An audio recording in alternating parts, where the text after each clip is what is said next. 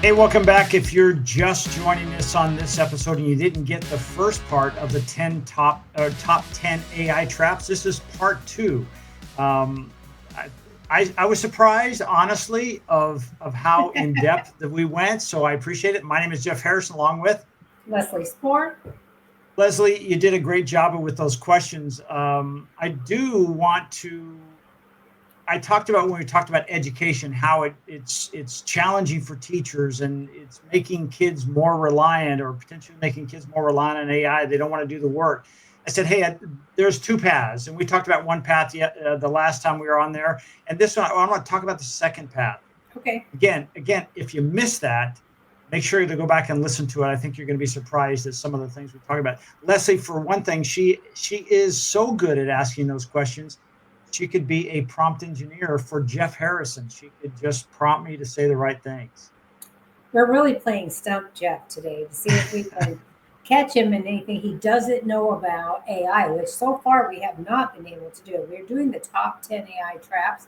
We've done 5.5. We stopped on the over reliance on AI because he had two responses about that, one for in general, which is in the last episode, and this one particularly about schools, which we really want to hear about. So what do you have? Yeah. So the second piece about this is an opportunity to absolutely evolve and 100% transform our educational system. And what I mean by this is this: we have the opportunity to teach every child in a way that they learn best. And what I mean by that, if you think of the senses that we have, some kids they respond better to one or two of these senses better than the other. It's the teacher's role to try to be such a great communicator that she can communicate on all levels. That's challenging at some point. And all of a sudden you have a child who you lose their interest because they're more kinesthetic and you're auditory. Well, this is an opportunity. Imagine every child has taken a simple test. In fact, I even created this for my assistant, my project manager, Melissa, for her children to take the test. And it's 16 questions. And after you answer those 16 questions, I ask you the next question: can you then teach whatever I ask you to do? Can you then formulate it in a way that teaches me at that level? In other words, if I'm kinesthetic, it will teach me in the way I learn. So I think we have this opportunity to say, before we start class today, we're going to take these tests, 16 simple questions. You're going to answer it. The AI sitting in front of you will know who you are and how you learn best. And even though I say do X, Y, and Z, it will then teach you how to do that in the best learning style for you. To me, That's amazing, Jeff. I think this is a phenomenal opportunity, Leslie. That is amazing. We need to get that somehow to people in the know in the Department of Education or whoever. What's the name of that lady that runs that now? That I mean, honestly, that is probably one of the most innovative and best ideas I've heard about teaching kids because I do a train the trainer class, as you probably know, right? And I teach about the fact that some people are auditory, some people are visual, and some people are tactile. They have to touch it and feel it and work with it themselves. And having it is tough to know how to teach people. I also taught 5 semesters at Cal State Northridge to adults, so it was continuing education learning, which is really hard when they show up after work all day to try to teach somebody at 6 o'clock from 6 to 9 at night. Not hard for me, hard for them. They've already put in a full day, and and one of the most rewarding things, and I'm sure all teachers feel this, is that when you see the concept explode in their brain where they get it, all of a sudden they just get it, right? And so have it's difficult to know if you haven't talked to somebody how they learn best, right? And so I think that idea is absolutely stunning. I would love to be able to somehow get that to somebody so that they could spread that through the whole educational industry because that's amazing. Imagine the energy, Leslie, if you're a teacher and you have 30 kids in front of you in your classroom and you've given them the assignment, and because of that machine in front of the AI machine in front of it understands how they learn, all of a sudden 30 kids have that, I got it. Well, it would Imagine make the it more different interesting. Yeah. Well, imagine the different level of engagement you can now have with each one of those children and the whole classroom because they all got it. It's no child left behind, if you will, Yeah, at its totally. best level. Oh my gosh, that's such a good idea. I got to figure out how to get that out to somebody either through X or TikTok or I mean, seriously, I can totally see in my head how much better learning would be for children if they had that opportunity because most of the problem, especially for middle schoolers, I think, is that kids get bored, right? Middle schoolers have hormones and they have social anxiety and most of them can't even talk to each other anymore because they text each other in the same room. Drives me nuts. And so I think that having being able to focus on how kids learn and then it would make it way more interesting to them and give them an opportunity to actually get something out of what they're teaching. They wouldn't be bored. I guess I'm saying this a really long about way because my brain is like on fire right now. So, gosh, that's amazing. I love that. Imagine a teacher now standing in front and saying, she puts the program or the lesson she wants to teach in front of her and says, give me the different ways of how to explain this for these different learning styles. And now she has that information in front of her. She doesn't have to guess. She can now get Johnny's attention and Jill's attention, and everybody's engaged. Yeah, but they actually have computers in front of them, right? These days, they all Absolutely. have computers, so they Yeah. could just the assignment can come right up in front of them. It would include the information they need and how. 100%. 100%. That's amazing. Yeah. Well, So I think I think we're done with part 2 because that's about the best thing I ever heard. So I think this is. I think this would be fun. I'll send the 16 questions over to you, I would love and that. I challenge you to take that test and then think about it.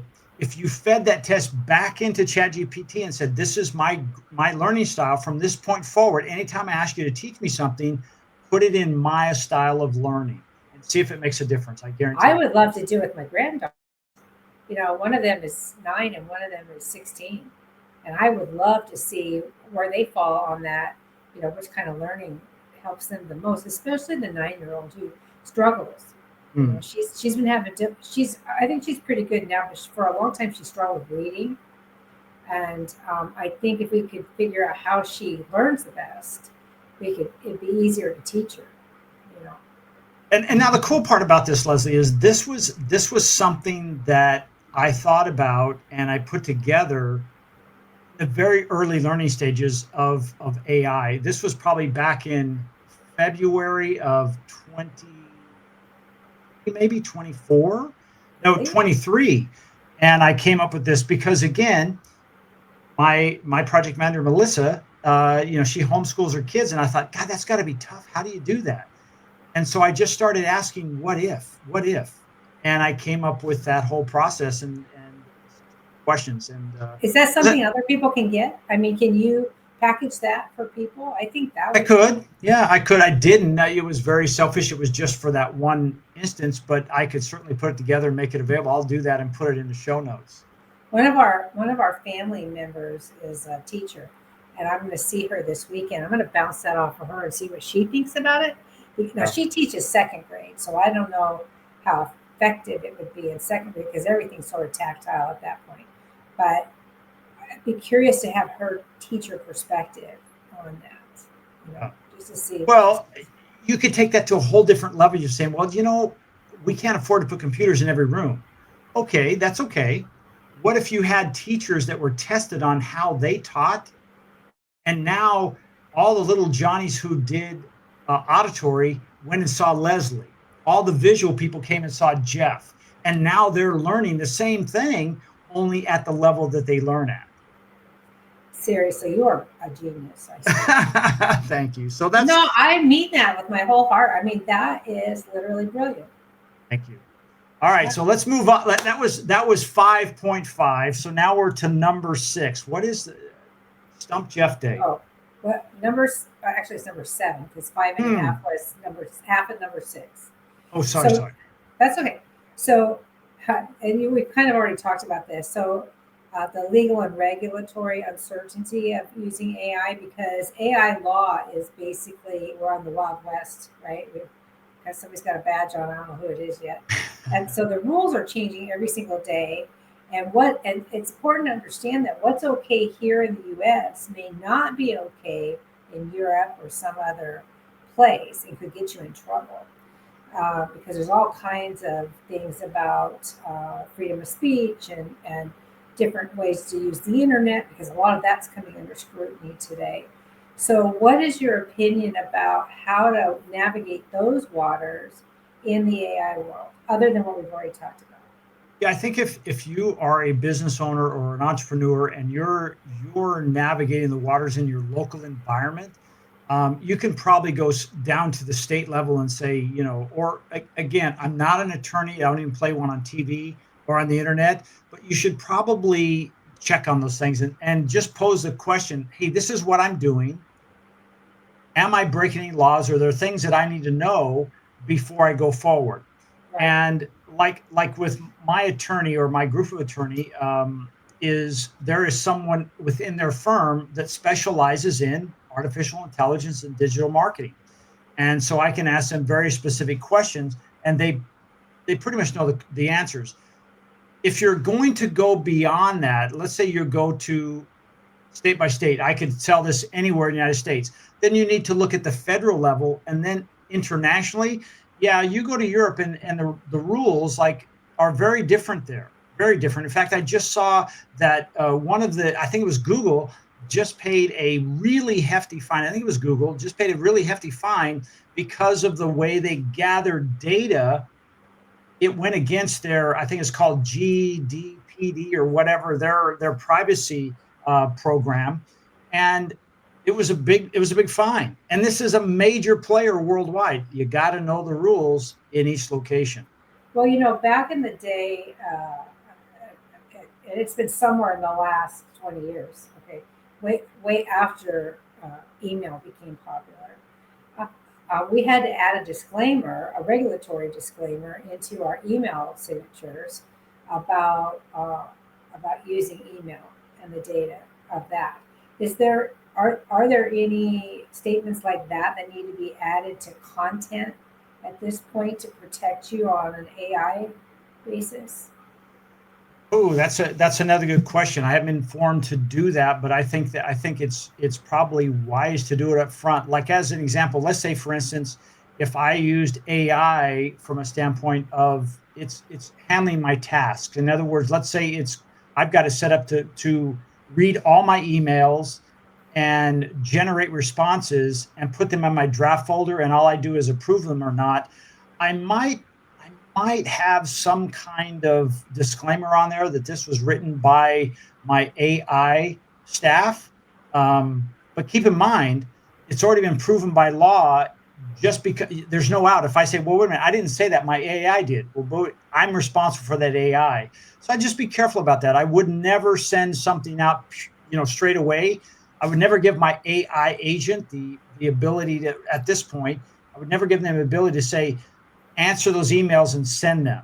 Not Right, without me seeing them first. So right. yeah, I'd probably put some kind of disclaimer on there, and I think we're going to see that probably in videos or audios, this podcast, that kind of thing. We'll probably start seeing things like that. I think it's a wise play. Well, I do a disclaimer on the documents and forms and stuff that I sell on my CBS, Concierge Business Solutions website, because I sell them and send it to them in a Word format, so that they can take and adopt them for their own business without Ah, having to. I hate getting something in PDF that I have to completely redo. So I have a disclaimer on there that says, these are just for educational purposes and use at your own risk. And, there's no guarantee of anything, because these days everybody's liturgic. Is that the right word? They want to sue everybody. litigious. Litigious. Thank you. I couldn't get the right word up there. So I think the best thing to do is probably to use AI when you're doing it for marketing purposes in particular, to use it with caution and document all your processes, which is a good practice regardless in business. You need to document your processes because that way, if and when, if you did have to get involved in some kind of litigation, you would have everything your lawyer would need, your attorney would need to defend you because you would have kept track of exactly what you were doing, why you were doing it, how you were doing it, so that in the event that something comes up, you're protected. That doesn't mean you're will be protected. And obviously, as Jeff said, neither of us play attorneys on TV, so we always recommend that you seek your own counsel on anything legal. But we can tell you what we do, and that's what we do. We document all our processes and keep track of how and where and why we do stuff. Okay. Anything else on that topic there? No, I want to circle back. It's called General Data Protection Regulation, and it was effective as of May 25th, 2018. So it's been around, 7 years, almost exactly 7 years, and it establishes a high level of protection for individual personal data and harmonizes data privacy laws across the EU. And it applies to organizations that collect, store, and hold personal data. Now, we have some of those type of laws in the state, but the EU is so much more protected, if you will, or let's say there's levels of protection much higher than here in the US. Right. Okay. So we're going to talk about implementation costs, and because really the purpose of AI right now is to make tasks easier, right? Or to automate tasks that are repetitious or boring or are just where your time would be better spent doing something else. I personally absolutely hate repetition. I want to automate as much of it as possible. However, ChatGPT, for example, which is the one I use, which is why I speak to that the most. I'm not obviously I'm not any AI you want to work with is fine, but that's the one I'm familiar with. Is free-ish. You can get a free version, but to get the real power, you need a paid version. And if you're going to use it to automate tasks beyond just creating content, right? You want to be careful that how much it costs. You need to do the return on investment, right? Because you don't want to spend $100,000 automating a task that you could outsource to $300 a month. And you're a perfect example of that because you have Melissa, right? So she's your human version of AI because she automates a lot of tasks for you, and she automates. She cuts down the amount of time that you have to personally spend, which is what we use ChatGPT for. So talk about that. How much it costs to actually use? You've talked about quite a number of different AI products in the first half of this. So what do you think about cost and implementation of these services? Yeah, it's really easy to wake up one morning and you are a subscription magnet and you're in debt up to your ears because you have all the shiny objects. With that, you can do some things and all of a sudden you're going, wow, I have automated my task and it cost me, pennies compared to before. Like as an example, we have a program called the Content Accelerator, and that uses a few tools. We use ChatGPT, we use a platform called Airtable, and we use a platform called Make. And those three tools in combination cost us about $100 a month. But because of that, it produces tens of thousands of dollars a month out of content for our client and for our clients. So the ROI is very high. But I have even I start looking at things, and I meet with Melissa every Monday, and some of those Mondays we'll say, okay, because of things changing all the time, we'll say, well, what tools are we still using? Like there's a tool that we were very heavily reliant on called Synthesia. And Synthesia is it was the first one out there that we really liked that did a good job of creating avatars that we could put scripts in, and the avatar would deliver the message. Well, now we use it sparingly. So I've downgraded the membership. And that was even a situation where early on we would create an avatar, let's say of Leslie. I'd bring her in studio and we'd create an avatar, a video of her saying a specific script that would hit all the notes and make her lips do all the certain things. And then from that point over on, we could create new videos with Leslie on there. Well, then came along a product called HeyGen, and HeyGen, it's like $60 a month. It does that and much, much more. Um, so we've downgraded one and put another one on there. Uh, Probably the biggest one, Leslie, that was automated for us was a product called Loomly, Oh, and I don't and really. yeah, and just recently it I received an invoice in the mail or in my inbox where it went up significantly. I'm talking like from $89 a month to $332 a month. No Wow. change, just it just went up. And it made me, which a year ago I wouldn't have asked this question, but now because there's so many what we call no code tools, I don't have to know how to do coding to create them.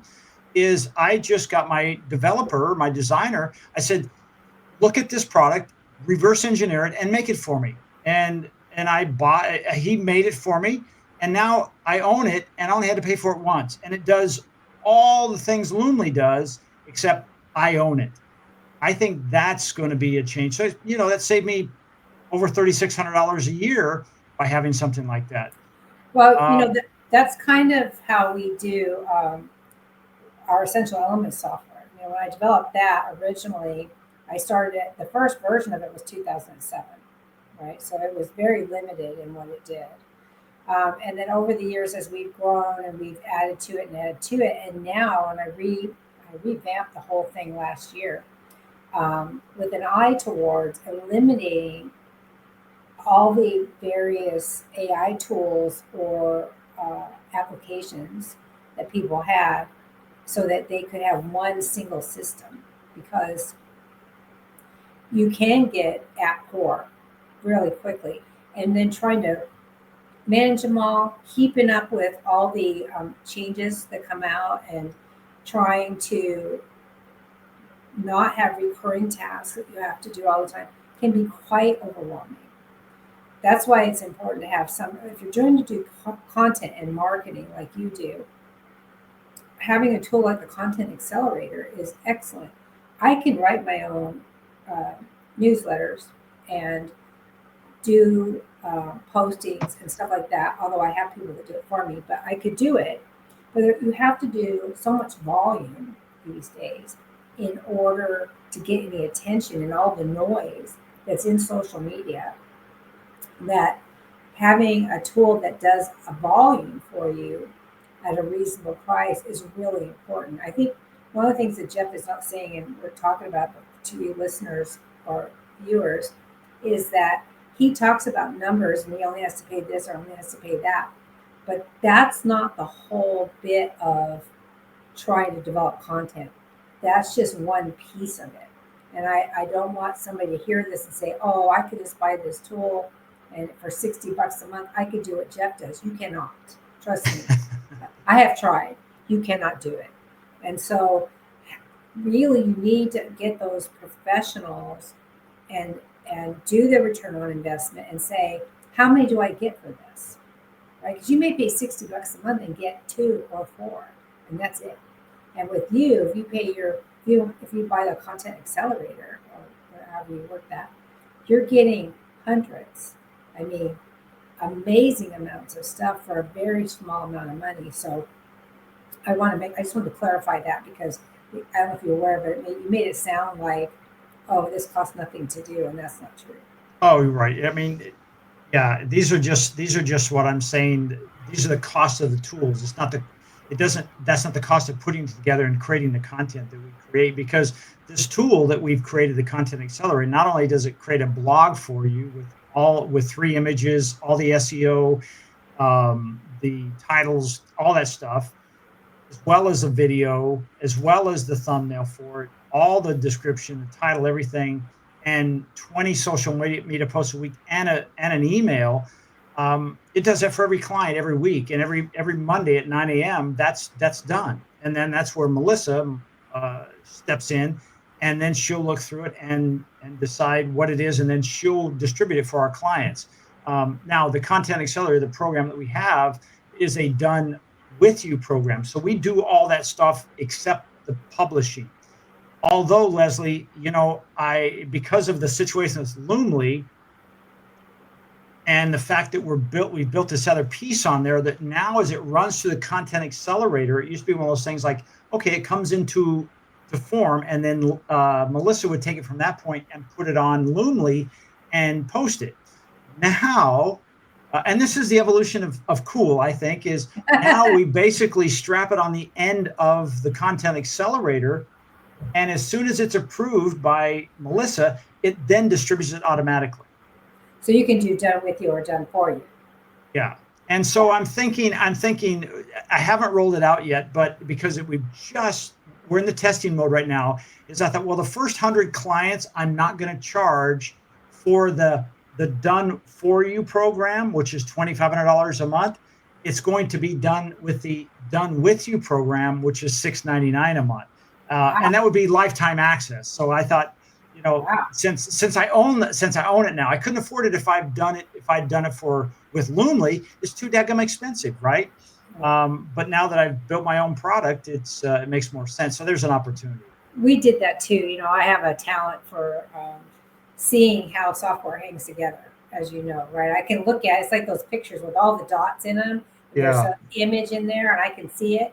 I can do that with software. So I look at how an application is, and all of a sudden my brain starts going like this, and I see it. So we did that. We were using an app for managing tasks. I'll leave the name of the app out of it so I don't get sued or anything. But we were using an app for tasks, and it was getting really cumbersome to manage that, plus my software, plus an external calendar, plus an accounting system, all these things. And so I just looked at it one day and I said, you know what? I see what they're doing here. This is not that hard.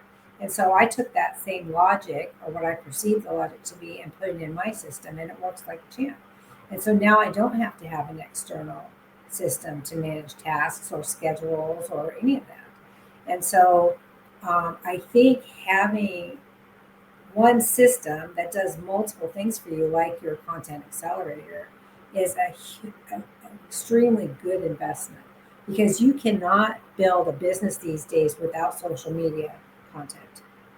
And they keep changing the algorithms, as you know, and they keep changing how you get to the top of the list. And there's so much noise. I saw a statistic, I don't think I can 100% state it properly, but it was something like the speed with which video and content is going onto the internet is something like faster than all the grains of sand on the earth. And there's more of it than that. And all the stars. And I mean, it's just like the volume is unbelievable. I don't even know how it doesn't crash, to be honest with you, because you see, I'm addicted to Instagram and TikTok videos, and you see every Joe Schmo in the world is doing videos. It used to be just business people. It's not business people anymore. It's just people sometimes just talking. They just want to talk.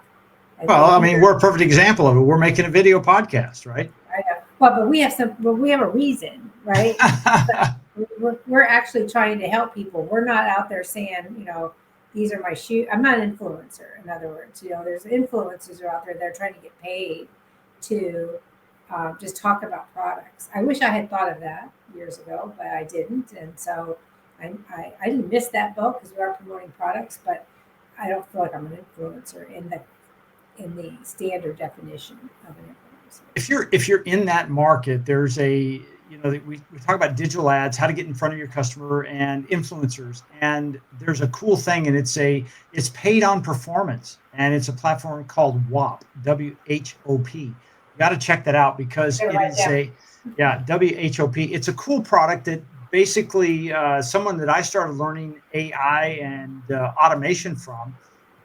He got involved in this and shared this with me, and I'm like, oh my gosh, because we're always looking at what is the best way to get to potential customers, and part of it is through influencers. Because if I can give something to Leslie, and she has 10,000 followers, and I have 1,000, I can 10x my reach, especially Right. if she has my kind of customers. Well, this actually does that for you, and it's really a cool process. And you can do it as a hey, here's a product, here's a service. It's really pretty slick, and it's very inexpensive. And it's Hmm. I think it's the future, quite frankly, of paid advertising. So Well, I'm gonna have to take a look at that because small business owners have very limited budgets for advertising. That's been one of my bones of contention for 20 years is that I've done billboards twice out here, but it's really cost prohibitive.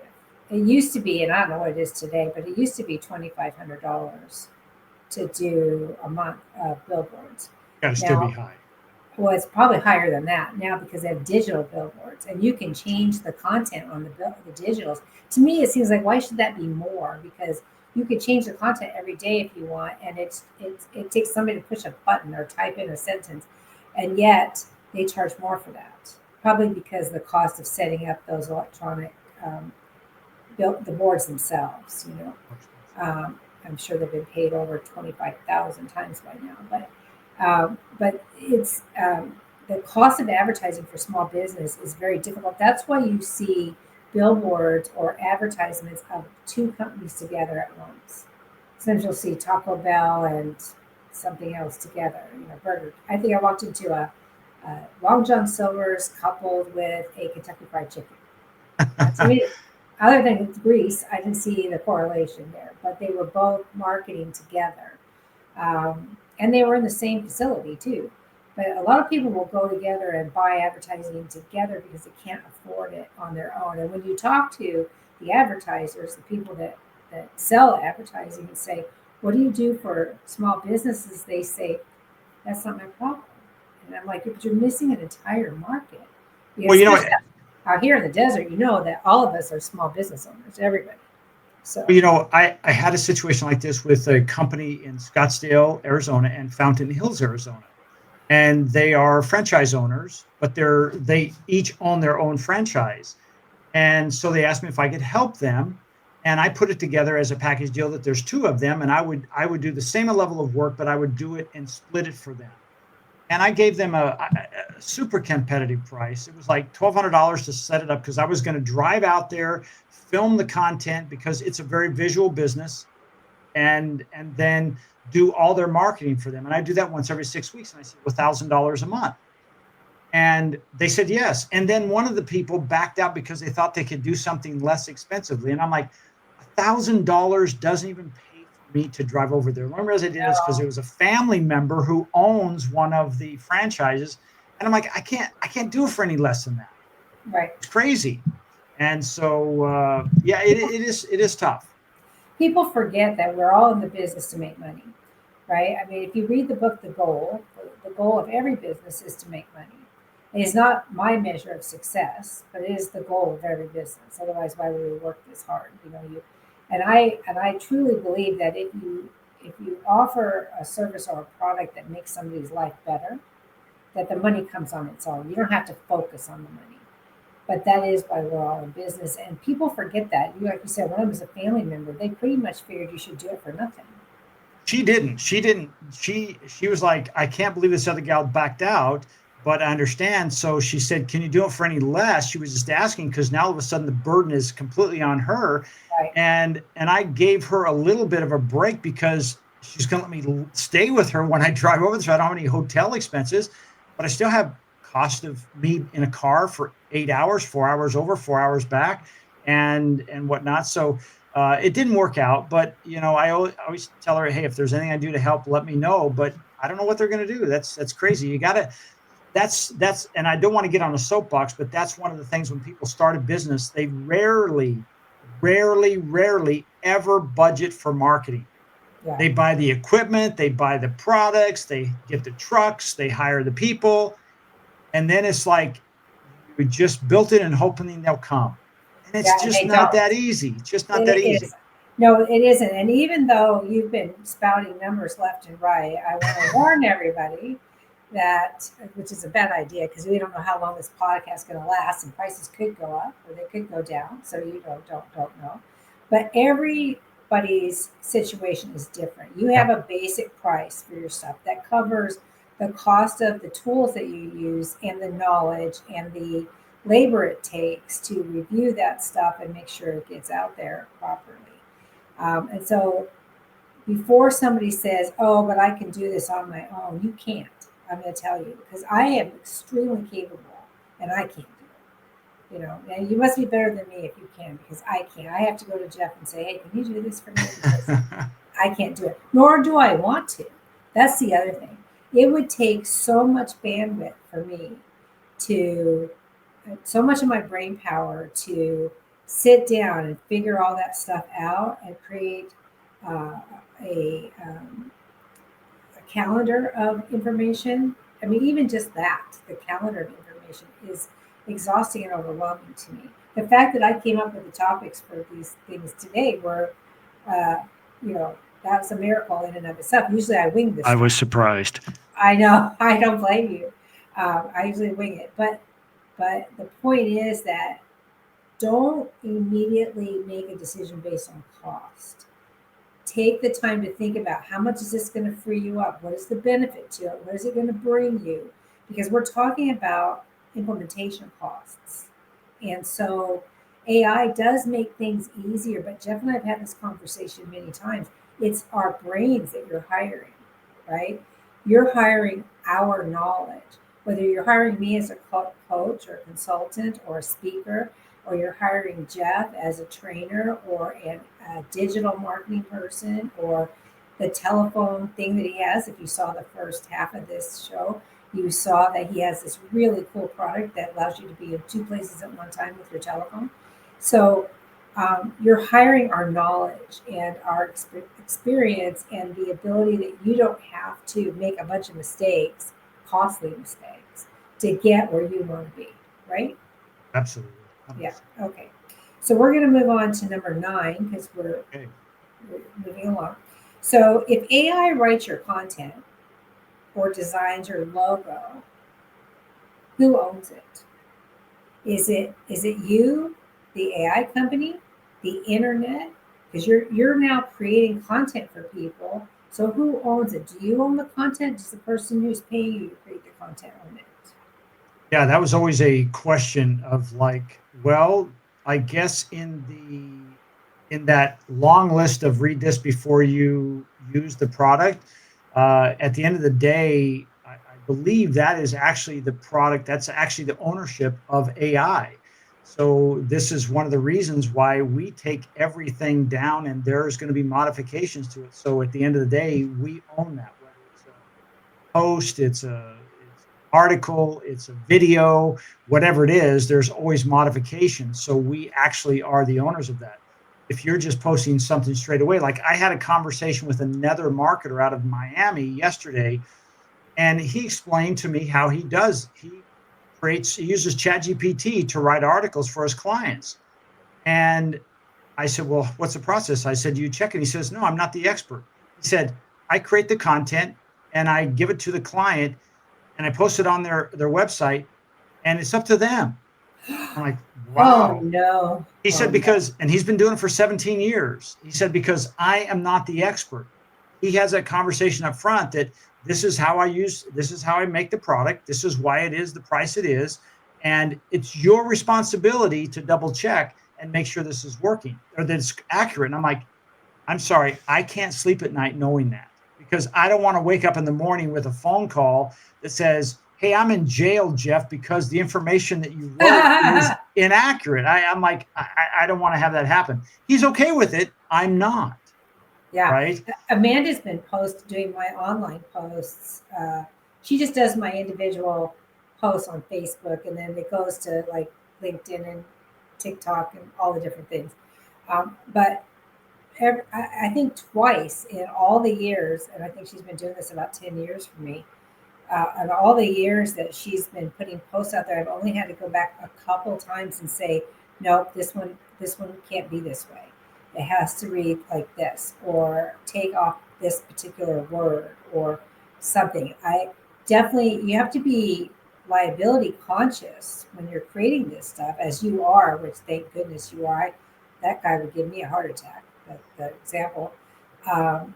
You have to be liability conscious and be aware that it is a litigious society and that people are looking for reasons to give you a hard time. And Ah, so there's people that just, what they call scrape the internet looking for stuff that they can go after you and sue you for.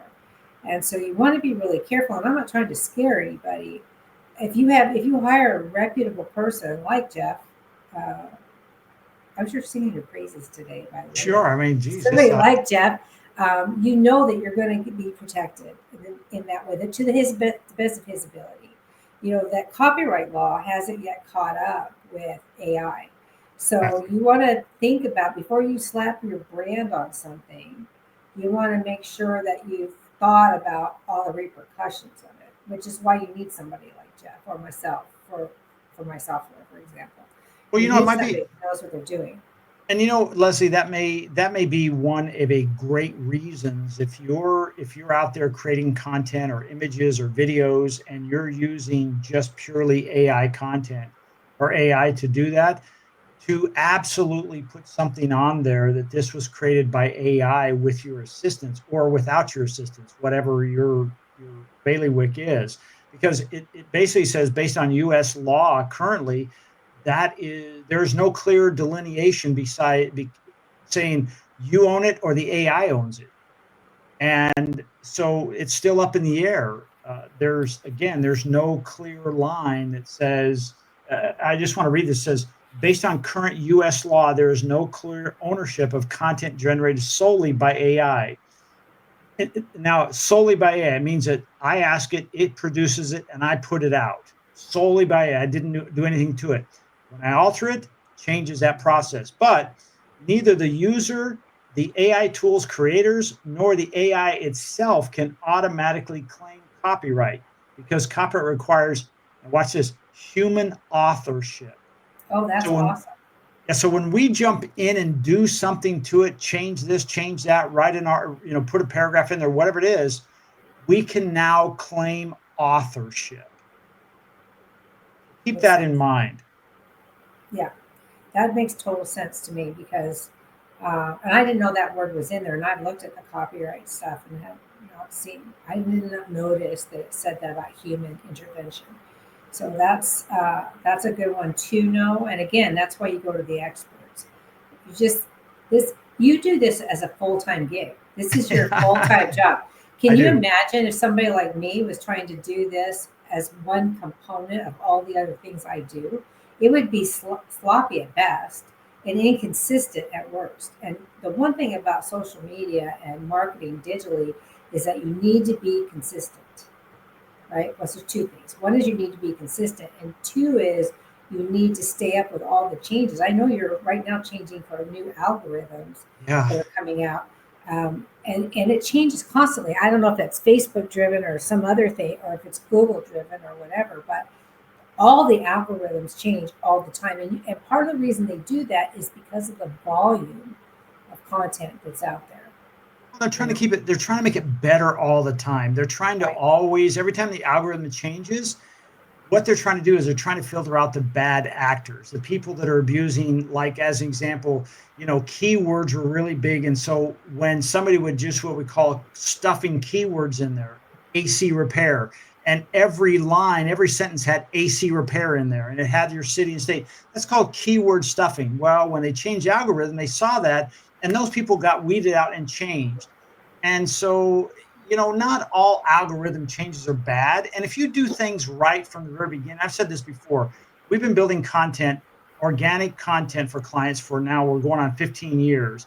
And we've always done that. We've never keyword stuff. We create content that answers the problems your clients have that they would be searching for. So when we see algorithmic changes, it usually doesn't negatively affect us. It actually just enhances what we're already doing. The only thing that we had that had to change a little bit was when they came out with called EEAT, expertise, let's see, experience, authority, and trust. And that was, we added a little bit of stuff in there. But other than that, and we actually went back into our AI and we updated our prompts. So now it does that automatically. But other than that, we were never keyword stuffers. So when the algorithm changes, think of it really to say it's filtering out the bad players. That makes sense totally. I didn't know that, so Yeah. that's good. I just see that results return 7,433, and I want to be at the number one spot on that. And so I don't know what happens to all those people that are down farther the list. Okay, but I want to be number one. So Crumbs, I, baby, crumbs. They're eating so like I crumbs. need somebody like you to make sure that happens. So we're going to Here we are. last question. Okay. Da-da-da-da-da. That oh yeah, I can't do that. Sorry. Okay, so I only use AI for business. Okay, so I taught it.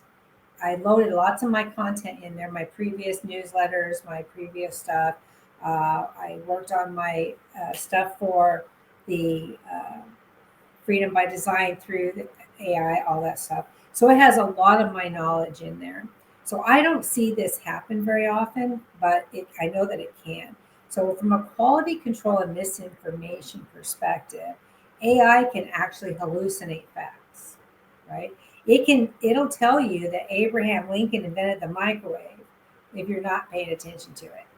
So you have to make sure. So, what do you think about that? Have you seen issues with misinformation, or is it really a case of either not asking the right prompt for it, or not loading enough of your own information in there so it knows how you sound and how you want to talk? Yeah, part of that hallucination process is getting weeded out as the algorithm, or as the AI continue to advance. We see less and less of that. The other part of that is if you ask a bad question, or let's say if you ask a question that doesn't have the 6 steps of prompt engineering in it, you could get some really poor results and make you think, oh, this AI thing just doesn't work. It's like saying, oh, I ran a Facebook ad once and it didn't work. Well, you didn't know what you were doing because you were brand new. I would say that if it were me, I didn't know what I was doing. I was brand new. I'm learning. So I think it's a little bit of both, Leslie.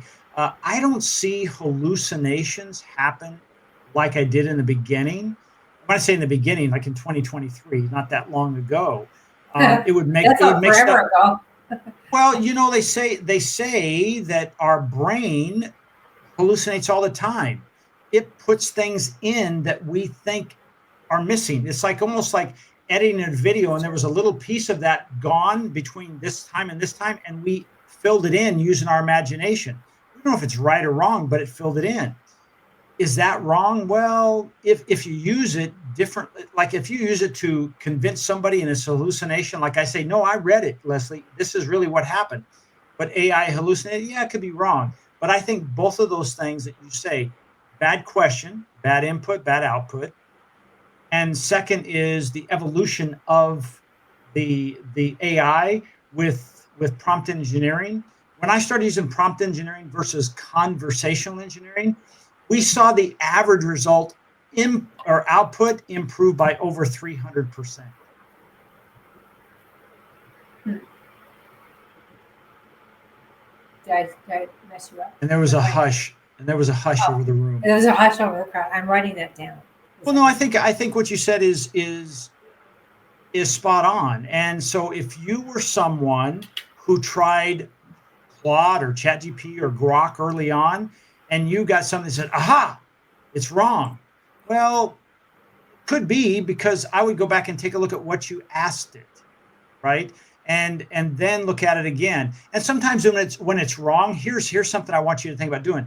If it says something wrong, tell them they did it and give them the right answer, and then try it again and see what it does.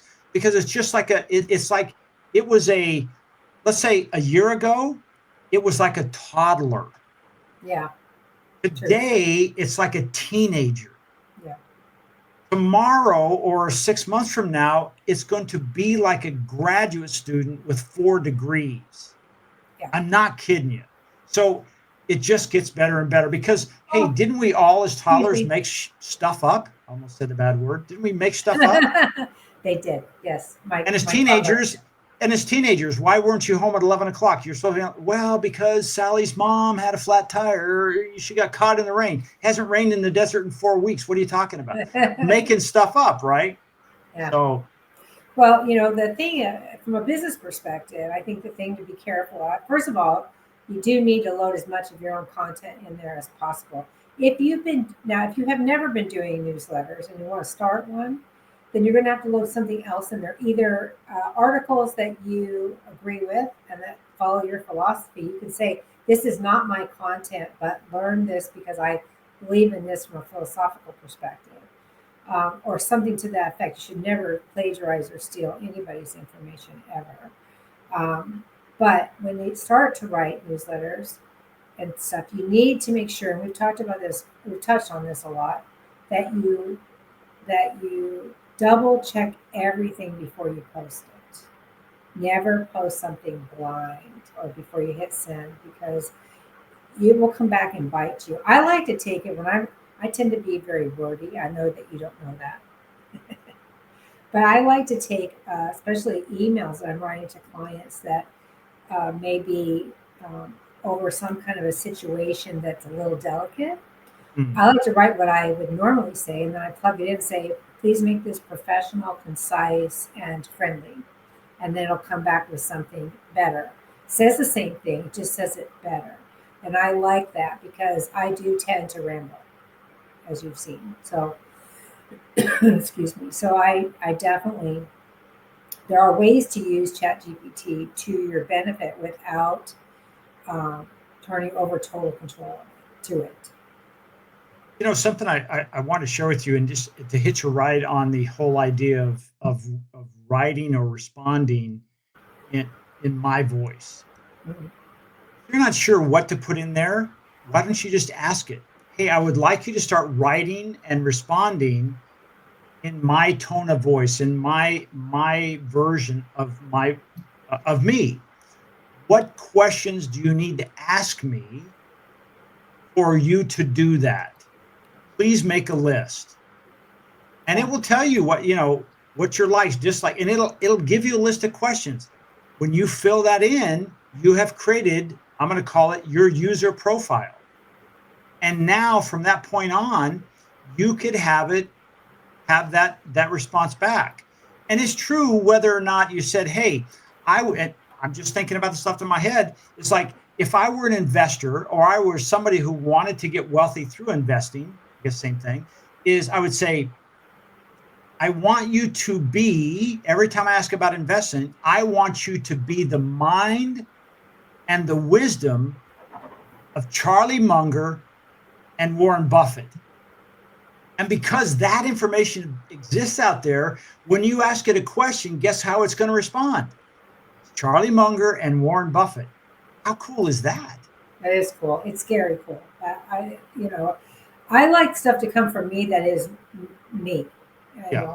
I don't think I've ever said respond to something like somebody or use this person's philosophy and then apply it to mine, because everything I do is mine, and I like it that way because then I can genuinely say it's not going to plagiarize from anybody. It's all my thought process, how I operate, how I do things. And as you know, I don't coddle people at all because I am your coach and you know this. And so I don't want to get some coddly, soft pedaled response to something. That's not me. So it has to be me. I don't disagree with that, but here's what I know about me. Make sure my wife's not watching. Is I don't know all there is to know, right? So I don't either. So as an example, let's as an example, there's a guy. His name is Russell Brunson. He created a company called ClickFunnels. These are sales funnels. There's no one on the planet that knows how to build sales funnels better than Russell Brunson.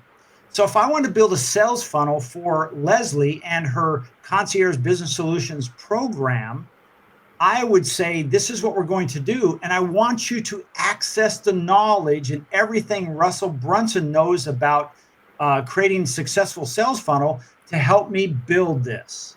Yeah, that makes sense. Now, wouldn't that be more helpful than me trying to figure it out on my own because that's the only Yeah, knowledge that I gave it?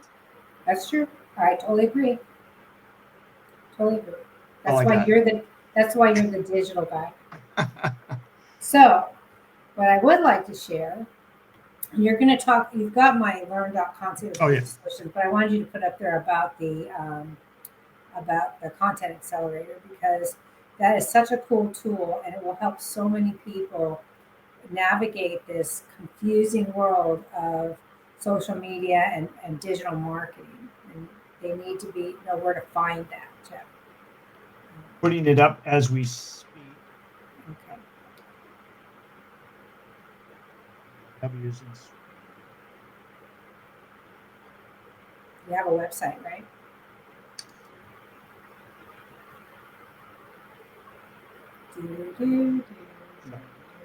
wasn't expecting this. Like I said, this was unscripted, so I wasn't expecting this. Okay, so she's talking about the content accelerator, and that's at swingpointmedia.com. And what that is a product that I built, or I had built about February of last year.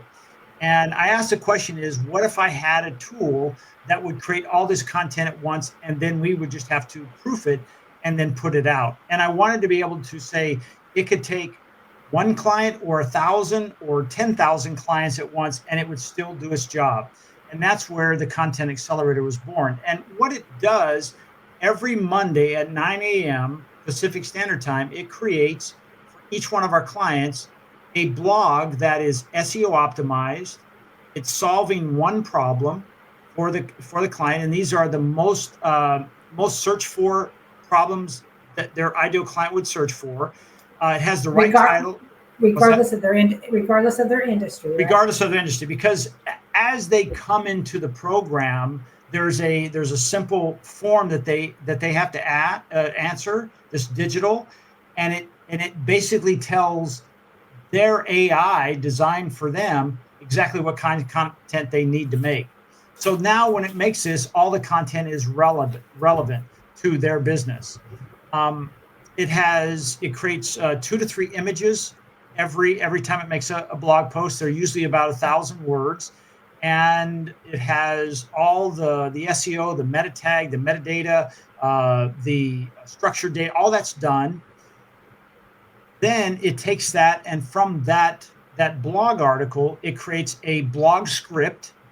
And then from that, once it's approved, we have another AI program that will create a video from that script. And then once it's approved, it moves on, and then it's cut up into all these the full video, but then it's also cut up into reels and shorts, which are very popular as far as getting people's attention. And then we also take that same thing and we create content for social media. And what we do is we create 5 days a week, Monday through Friday, and then we customize it for each platform. So we have 4 different platforms that we post on, and usually that's like Facebook, Instagram, LinkedIn, and Google Business Profile. Those are probably the big 4 out there. If you want TikTok and things like that, yeah, we can do that. It's a little bit extra, but basically that's what we do. So you get 20 posts a week, plus you get an email if you have a database. Some people will say, well, I don't need an email because I don't have a database. No problem. So we do all of that, Leslie, every week for each client, and it's all optimized. Each one of your social media posts has an image. It's customized for that platform. Business. Just by the way, when we do that is because if you take something from one platform and put on another, its sizing may be wrong. It may need hashtags, not True. keywords. And so we know that.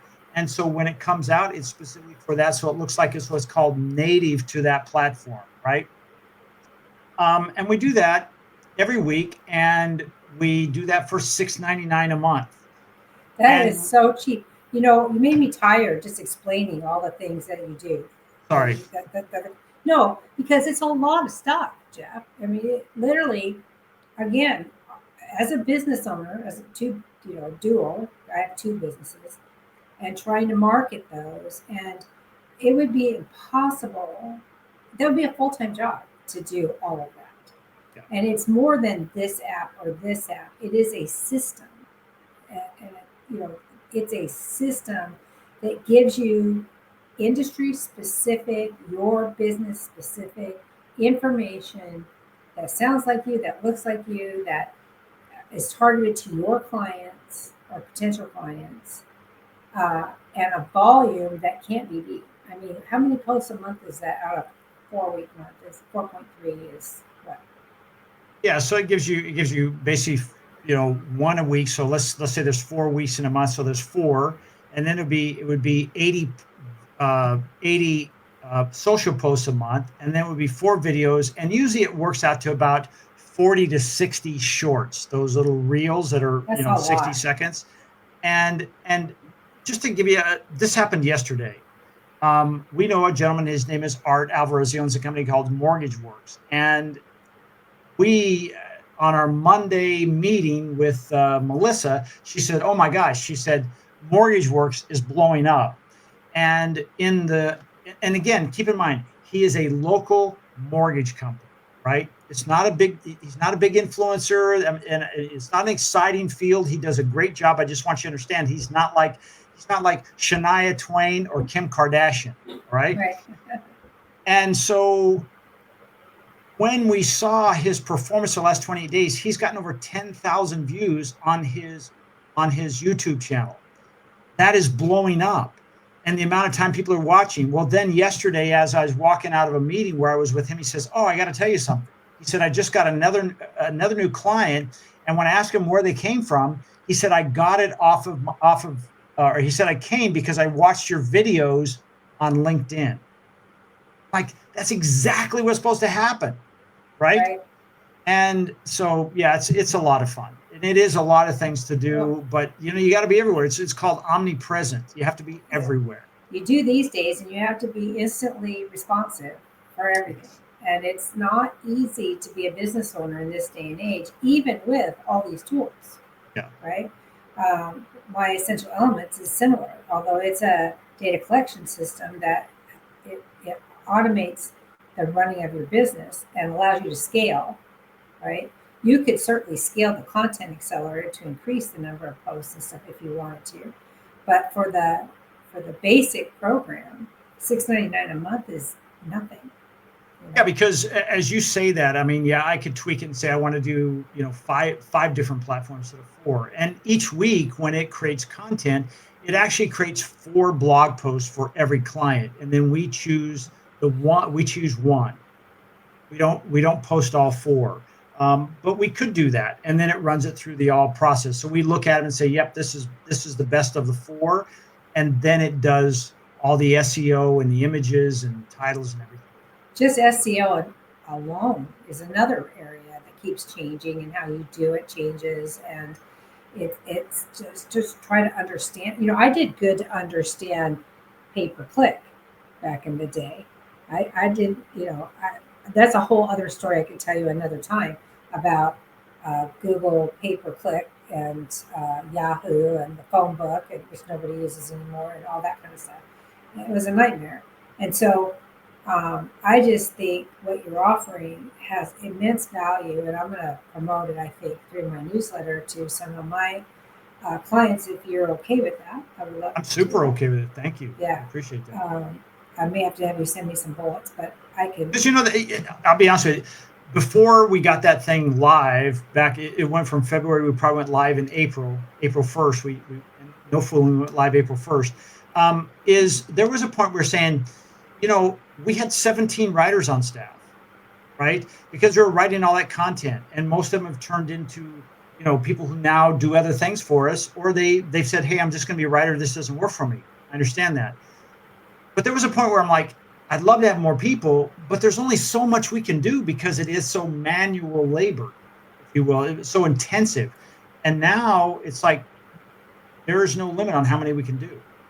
I know it's amazing, and I think every small business owner should be taking advantage of it, because to somebody who's just starting out, $700 a month sounds like a lot of money. But you have, again, you always have to do the return on the investment, right? So when I did billboards, remember I told you they were like 12 or $1,500 for one billboard. Um, I knew that I had to get at least one good client or two average clients out of that billboard to make it worth doing. I already had done the math and I figured that out. And every time we did it, we hit that target. So in a way, it cost nothing to do because I got the return on it. But it takes a whole year then to break even, and then you have to start doing it. So, people should understand what return on investment means. And if you don't, call us, we'll explain it to you. Return on investment so that you can make smart decisions for your business. Why you would try to do one at a time stuff when you could do everything at once is beyond me. I mean, it just doesn't make any sense. Yeah, and over the years, most people will say when I would offer that program and I would tell them what it would cost, they would say, I can't afford to do all that. What if I just did this? And I'd find myself piecemealing it. And then about a year ago, I started saying, listen, if I just do this one thing, you're going to wake up one day and you're not going to be happy with me because it's like putting one leg on a table. It's just not going to work. Yeah. And you need to do the whole thing or let's not do any of it because Right. it's just not going to work. It's really a waste of your money. But if there was one thing I would recommend you do, it would be writing a blog or having a lead magnet that generates leads for your email and get an email list going. There would be one or two things. If you had to do one or two things, that's all you had money for, that's what I would recommend doing. You did it on your own. But you're going to spend that much just on one of those two things, or you can get the Content Accelerator and get the whole shebang. So this has been really interesting today. I think you're surprised. It was more in depth than you expected, right? Super surprised. And we didn't even stump you once. It was amazing. And I didn't see these questions. I was shocked. I thought for sure I was going to say, I don't know that answer. You never said that. But here's the thing. All these questions came from ChatGPT. Oh. Excellent. I went in there and said, what are the top 10 concerns or issues with AI? And this is what it gave me. And they were absolutely on point. Wow. Because I went through it and those were all accurate. So, I learned a lot today about AI as well. It's one thing to use, I'm not even scratching the surface of what's available. And you've already mentioned 10 different options for other AI applications and things it can do for you. And I see them on Instagram constantly. And it got to the point where I was sending myself the email so I could look at them and then research. And there were so many of them, I gave up. I was like overwhelmed. Again, a reason for somebody like Jeff, who does all that research, who figures it all out, who optimizes it and takes the best of each little piece so that your business can be as efficient and marketing savvy as possible. I don't care how small you are, you have to have some marketing savvy out there. And he's your man. I like it.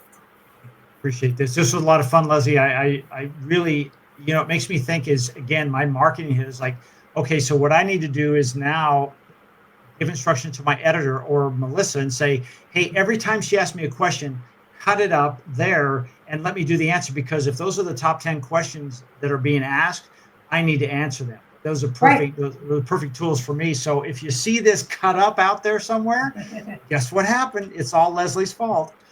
Well, I can send you the questions, or you can just cut up this video, whichever you want. Well, we'll cut up this video. Yeah, okay. Because it's basically 2 episodes of content. This is fantastic. I'm good for the next 6 months on content. for the Content Accelerator, anyway. And you did get and don't forget about my Freedom by Design educational series too. So, yeah, let's take a second to talk about that. Well, we talked about. You can take us up. Sure. Freedom by Design, Build a Business that Runs Itself, is the roadmap or the puzzle, how to put your puzzle together to build a business that is successful and will run well without your constant supervision, or what I like to say is that you're working on your business and not in your business. And that's a mistake a lot of people make. A lot of people think that they're the only ones that can do stuff, and it's so easy. There's such easy steps and logic and let's see what I'm looking for. Not philosophy. I can't think of the word I'm looking for. It'll come to me after we're done. There is so easy strategy. There's so many strategies out there and things you can do to make it simpler for yourself. And we all start businesses, right? To um, get away from the man, right? We want to be our own person. We want to have autonomy. We want to make our own decisions. We want to be responsible for our own lives, and we want more freedom in our life and better balance. But unfortunately, what happens, because most people don't realize that when you start a business, it takes a lot of work. It takes a lot of work. And it's one foot in front of the other every single day for years at a time. And a lot of people get discouraged and quit. And so rather than follow that difficult path, why not follow this prescription or this roadmap to do it efficiently and easy? Just like you do at the Content Accelerator, I can teach you how to run a business. I can teach you how to run it, and Jeff can market it for you, and you'll have everything you need, and you'll be all set to go, right? 1-2 punch. That's right. So go to learn.conciergebusinesssolutions.com and check out this educational program. I think you'll be pleasantly surprised. It's really a fun video. We had a ball making it.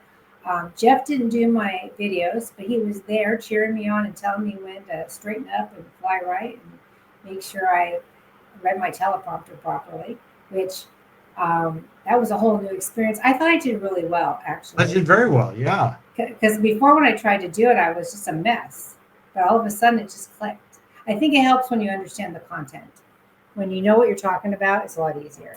Well, and you wrote all the content, so it's extracted knowledge from your head and just talked it out. Yeah. You'd think my head would be empty by now, but no, alas, it's not.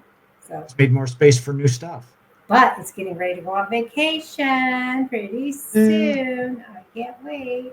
But don't freak out, because that won't interrupt the show, because we tend to try to record a few episodes. But when she gets back, we'll find out where she went and how it went. That's right. And don't tell us where you're going. I'm not, and I'll find out whether I had to work on my vacation or not. Ooh. That's right. Will it work while she's away? That's right. Can I practice what I preach? I think I can. How long are you going to be gone? 2 weeks. 9 days. 9 days on the vacation, and the rest is all travel. Gotcha. Well, Leslie, this has been a blast. So I just want to say thank you, and I want to encourage everybody to realize that when you join learn.conciergebusinesssolutions.com, when you join that program, you also have a support program that she has called the Concierge. It's the Center for Concierge Business Education. Center for Concierge Business Education community on Facebook that you become a member of. And based on how you join, you get free entry up to lifetime. And it's a great place. Yeah, up to a lifetime, because Leslie also comes in there and communicates with everybody. So when you have questions, she'll answer those. You don't have to be a lifestyle manager to be part of this program. It works for everything. There's, as she says, there's principles and strategies that work in everything. That's what you're looking for. You're not looking for a shooting star answer.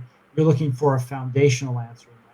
That's right. Industry benchmarks. That's what we do. I've been doing that my whole entire career. So something I know very well. And if running a business feels like a puzzle, that's what this is based on. She will help you put it together one piece at a time. Leslie, as always, it's a treat. I really appreciate you doing this. It was a lot of fun, you trying to stump me, and and I really appreciate that. Thank you for joining us for another episode of the Twisted, Bent, and Exhausted Entrepreneur Podcast. My name is Jeff Harrison, along with my lovely co-host, Leslie Spoor from Concierge Business Solutions. And Leslie, we are here to make your life better. See you on the other side. Bye.